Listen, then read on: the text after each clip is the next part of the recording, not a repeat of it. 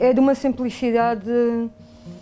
Tem duas máscaras. Tem duas máscaras. Todas elas são. É feito, sim, é feito. Fiz primeiro o formato da mão em cartolina, sim, que é para recortar, não é? Sim. E depois, conforme vou explorando o desenho, vão-me surgindo ideias e vou destacando outras máscaras e introduzindo colagens. Aqui há uma coisa em comum, que é as mãos, o facto de ter duas máscaras e de ter este grafismo e depois por trás uma imagem de um santo ou uma coisa é gótico, sim, é gótico. É gótico. É isso que tem em comum. Sim, está tudo em comum. E eu que faço questão que esteja até o fim da coleção toda, que vão ter 16 trabalhos, sim, é uma série de 16. E depois há a transparência que eu aqui consegui explorar bem e se calhar vou transportar isto para outros trabalhos de maior escala. Gostei muito desta transparência. Mas é engraçado, criou uma unidade, apesar de serem elementos contrastantes. Pois queria, uma unidade, sim. Parece que faz parte de uma composição única, sim. Se não fosse ver que aquilo está ali a máscara, parece. Mas para chegar aqui, é preciso muito. Mas faz esboços? Não, eu nunca faço esboços nos meus trabalhos, quero óleo, Mas o que está por trás nasce de uma coisa assim? Sim, eu fui procurar, neste caso, por exemplo, neste caso concreto, fui procurar esta figura feminina, porque queria abordar a figura feminina, e pô-la aqui a meio, e agora vou olhar para isto e vou pensar, exato, vou ver o que é que me sugere. Eu quero pô-la talvez com uma boia e com outra vez a transparência do mar. E já está aqui a mão também? Sim, exato. E depois furei, destaquei circunferências pequenas. Neste caso tens mais elementos, não é? Tenho mais elementos. E se calhar a tendência vai ser essa.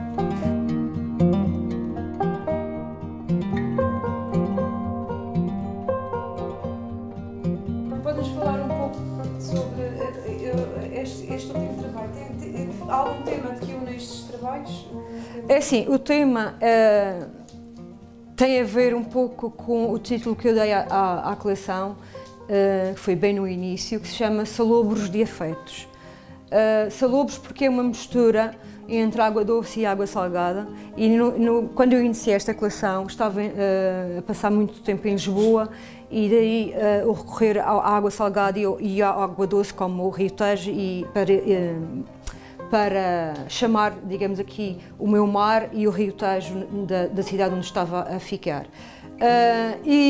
Resolvi chamar Salobros a esta exposição porque são uma junção ou uma conjugação de duas linguagens completamente diferentes, em que aparece o desenho realista e cuidado, uma narrativa muito cuidada, e uma linguagem muito naif e muito infantil, e tentei conjugá-las e ter um trabalho, este trabalho que apresento agora. É abordado muita fotografia. Esta aqui, por exemplo, esta forma aqui parece assim... É muito orgânica. É uma forma...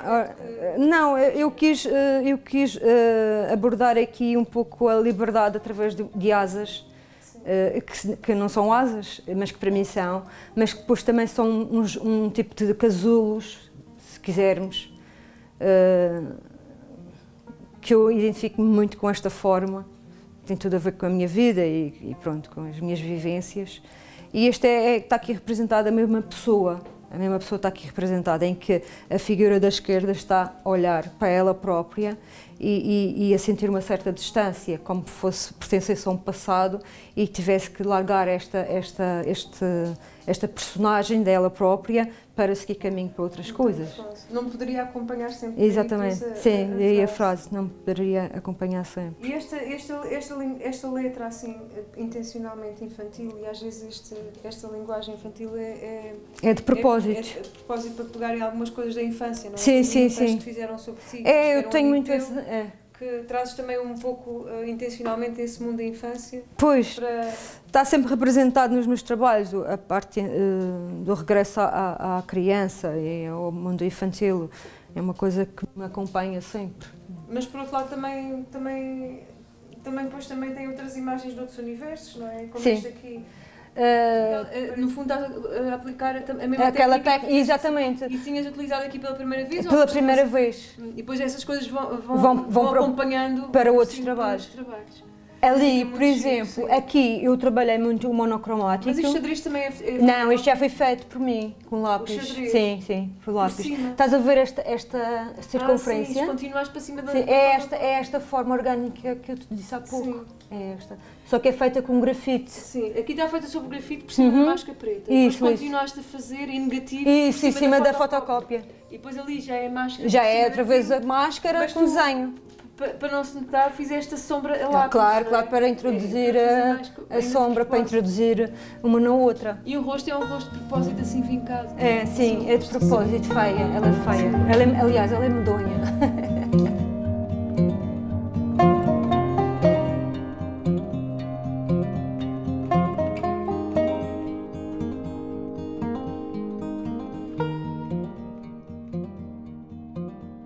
E há aqui uma situação nova nos meus trabalhos, é que eu assumi mesmo a fotocópia e a fita cola, aqui neste consegue-se ver bem.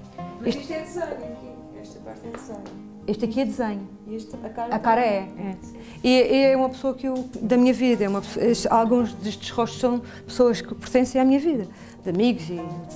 Aqui, se tu reparares, a fotocópia até está roçada, mas eu quis assumir isso. Quis assumir a fita cola, o roçado, para conjugar com portanto, o desenho naif e o trabalho em rigor, depois com estas zonas pobres. Tentar perceber. São zonas pobres, estás a perceber? São zonas quase estragadas, mas que depois no seu conjunto ficam bem integradas, sim. Isso. Tem aqui outra vez, encontras aqui outra vez fita. Há pessoas que vieram cá ver quando eu estava a trabalhar e disse: olha, mas esqueceste aqui da fita, não tiras. E aqui fizeste raspagem? Não, fiz fricção.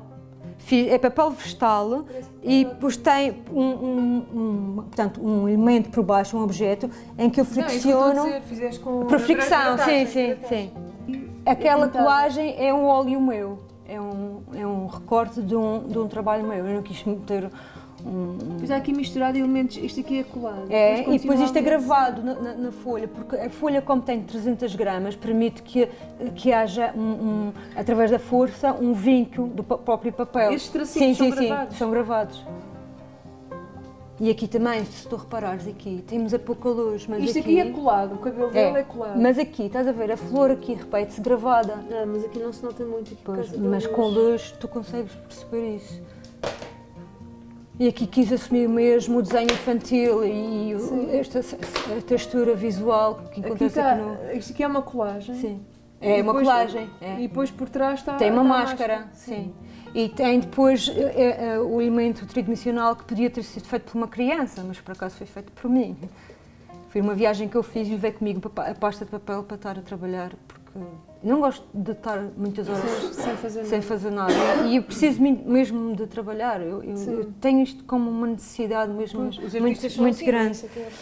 Pois, mas era bom que todos os artistas trabalhassem mais um bocadinho. Olha, pedias-nos só, para não estar também a tomar muito o teu tempo, nos falar um bocado daquele teu projeto do cabeçudo.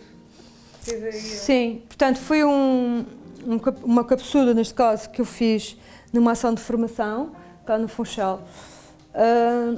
E depois tinha aqui a cabeçuda e não sabia o que é que ia fazer a ela. E até a determinada altura assustei-me com ela um dia, passei por ela ali no ateliê e assustei-me. E então decidi que ela ia viajar. Fui saber quanto é que seria a nível de correios transportar aquela peça, portanto foi transportada sempre numa caixa de madeira que eu mandei fazer e depois escolhi vários artistas, desde fotógrafos, artistas plásticos, escultores, escritores, para receberem a cabeçuda, dei o nome, Bluette, o projeto chama-se Projeto Bluette, e receberam a Bluette em vários... Bluette. É um nome madeirense pessoal, como Gorete, Lisbete, pronto, é um nome pessoal madeirense. E então, os artistas recebiam-na nas suas cidades onde estavam a trabalhar e a viver, e tinham que fazer um registro fotográfico com o cabeçudo pela cidade onde estavam a viver no momento. E então a Bluette andou por Lisboa, pelo Alentejo, foi recebida no Alentejo pelo Afonso Cruz, o escritor, e a mulher, a Maria João. Depois o Afonso Cruz e a Maria João Lima mandaram para o Porto, por CTT também, a Caixa, depois de terem feito o seu trabalho, não é? Quanto tempo é que eles ficavam? 3 semanas, um mês. Em princípio, na teoria, era para ser 3 semanas, sim, mas depois acabou por ser mais do que isso, por causa do tempo, alguma coisa, algum contratempo. E depois do Porto, foi recebido pelo Ângelo Sousa, que é um indivíduo ligado à multimédia, ao vídeo, que também fez um trabalho interessante. O que é giro aqui é que cada um, sim, e ela ganhou uma identidade diferente em cada cidade que ia passando. E depois do Porto foi para Braga, em Braga foi recebida por uma designer, e de Braga foi para Berlim, que foi recebida pelo Gito Lima, que é diretor de arte e é designer lá. Andou a ser fotografada nas ruas de Berlim, também assumiu uma identidade de burlesco, não sei se consegues ver daqui, ela de burlesco, sim, ele contratou bailarinas de burlesco para colocarem a cabeçudo e fez uma série de fotografias muito interessantes. Depois de Berlim foi para Londres, do Fernando Martins, que é um grande fotógrafo, muito conhecido e tem um trabalho interessantíssimo. Também fez um trabalho muito bonito com a Bluette. E depois ainda foi para Barcelona, depois voltou para Santarém, e de Santarém veio para o Funchal. Portanto, isto foram 13 meses de viagem que a Bluette teve e que foi sempre recebida por estes artistas. E depois, no fim disto tudo, eu resolvi fazer então uma mostra, uma exposição coletiva em que envolveram 15 fotografias de cada artista ampliadas ao tamanho que eles queriam que fosse ampliado. E tiveste algum financiamento? Não, eu não tive apoio nenhum. Como é que foi? Tu enviavas o correio, tu pagaste as despesas do correio? Não, é assim, as despesas do correio, que curiosamente eu julgava que iam ser muitas, não é? Mas não foi. Portanto, por exemplo, dou-te um exemplo concreto. De uma cidade para outra, dentro de Portugal, andava à volta dos 40 euros, 30, 40 euros. Na Europa, então, já a cidade mais cara foi Londres, que foi 100 euros. Mas mesmo assim, foste tu a pagar? Tiveste que... Não, o que eu fiz foi, eu arranjei vários sponsors, vários patrocínios, de papelarias, de gráficas, de empresa coral, e apelava que eles me dessem algum valor para eu poder pagar o transporte. Portanto, o transporte foi tudo pago por essas ajudas. Sim. Depois eles enviaram as fotografias? Não, eles mandaram as fotografias escolhidas que queriam ampliar, e eu tive que imprimir tudo numa gráfica. Isso tudo fui eu que paguei, foi tudo eu que adiantei o dinheiro, e até hoje ainda não recebi nenhum apoio sobre isso. Porque as pessoas que enviavam as fotografias decidiam também o tamanho? O tamanho, sim. Eu tinha dado um tamanho limite, mas, por exemplo, o artista daqui da Madeira, que recebeu a Bluette quando chegou, quis levá-la ao fundo do mar. Sim. E fez um mergulho e levou-a para fotografar e fez um vídeo, uma curta. Aguentava? Como é que ela não eu impermeabilizei a peça toda com a ajuda de um escultor. Isso deve ficado engraçado. Não, é brutal, sério.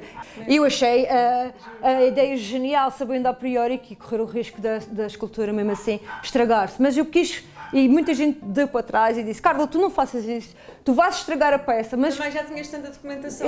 Assim, a peça não vale nada. Claro, a peça por si. Aquilo foi uma certa. Até foi uma brincadeira que eu fiz. Aquilo foi um exercício, para dizer a verdade, de escultura que eu fiz. Portanto, ela não vale nada. Valeu, foi o conceito todo que esteve à volta. Portanto, estragar ou não estragar. Eu preferia estragar, mas ter o registro que teve e a curta que ele fez.